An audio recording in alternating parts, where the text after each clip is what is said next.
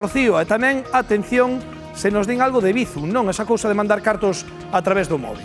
Todo a través do móvil, se te fixas, a verdade é que os estafadores están aí cos nosos dispositivos electrónicos tentando metérnola, colárnola por calquer lado. Ollo ca estafa do Bizum inverso, porque xa hai vítimas en Galicia. Mirade como fan estes estafadores. Por exemplo, se vos vendedes, non? Tendes ofertado pois algún produto para venda de segunda man, ou, por exemplo, estades alugando un piso, unha praza de garaxe, pois estes estafadores ponse en contacto con vosco. Eles están interesados en alugarvos, por exemplo, ese piso. Entón, dinvos, imos vos a meter a fianza a través dun Bizum, é dicir, que che fago aí unha transferencia ao móvil.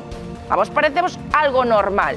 Que é o que fan? Pois o que fan realmente é facermos unha petición de cartos a través do Bizum. Claro, nós non caemos niso, aceptamos esa petición, e esa petición o que fai é que nós lle estamos pagando esa cantidade de cartos a outra persoa, o estafador. Estamos facendo unha transferencia, e como somos nós os que aceptamos esa transferencia, despois non podemos reclamala. Como dicimos, hai vítimas en Galicia, en Moaña hai unha persoa que xa denunciou un calote deste estilo, e mirado que lle pasou a él. Resulta que contactaron con él un suposto policía local que ven á zona e necesitaba alugar unha praza de garaxe.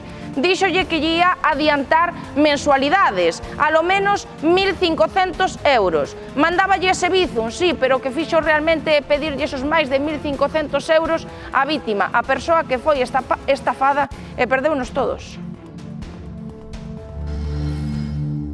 Abrimos Bizum e danos a opción de enviar ou solicitar diñeiro. Damos a solicitar, escollemos o contacto ao que queremos estafar, en importe poñémoslle uns 200 euros, por exemplo, e en concepto escribimos alugueiro piso. Damos a aceptar e xa estaría feita a solicitude de diñeiro.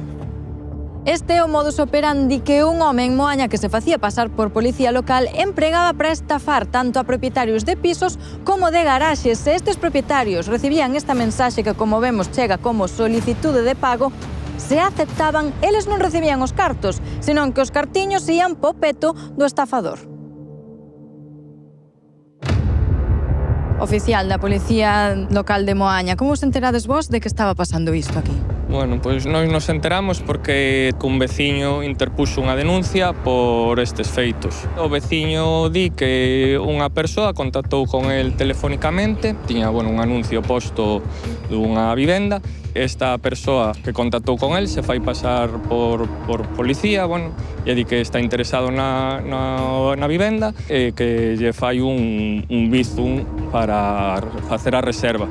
Pero realmente, en lugar de facerlle o Bizum, o que lle fai é unha solicitude de cartos. Claro, coa confianza e o mellor non se fixou, lle deu a aceptar, en vez de recibir os cartos, o que fixo foi enviarlle os cartos ao delincuente, claro.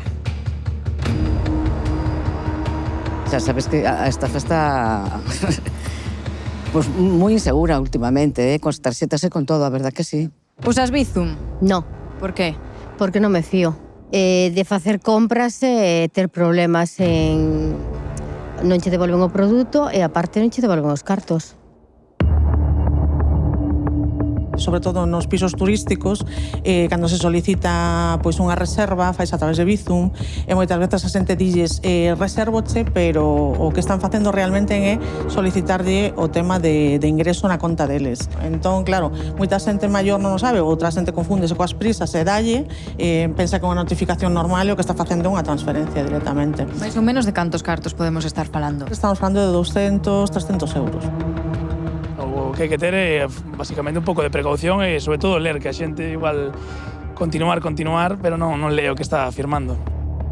Dende a Policía Local avisáchedes por redes sociais recomendacións para a xente que lle poida pasar isto. Que teñan cuidado a hora de recibir un Bizum, que se fixen que non é unha solicitude, porque se ti lle das a aceptar o que lle estás facendo é enviar ti os cartos en vez de recibilo.